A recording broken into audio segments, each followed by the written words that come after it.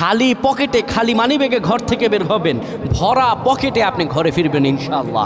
আপনার মানিব্যাগের ভিতরে এই দোয়াটা পরে ফু দিবেন, যেখানে টাকা রাখেন এই দোয়াটা পরে ফু দিবেন, ইনশাআল্লাহ আল্লাহর দেয়া ধন ও সম্পত্তিতে সেই জায়গাটা পরিপূর্ণ হয়ে যাবে যদি আপনি এই দোয়াটা করতে পারেন।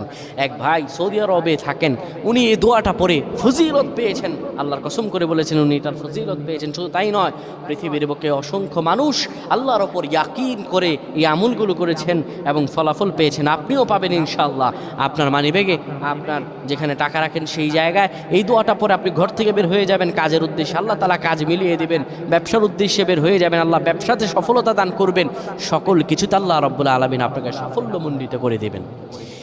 এই দোয়াটা আপনারা পড়বেন, মানিব্যাগটা হাতে নেবেন, কিংবা যেই জায়গায় টাকা রাখেন ওই জায়গাটার মধ্যে আপনি এই দোয়াটা পরে ফু দিবেন।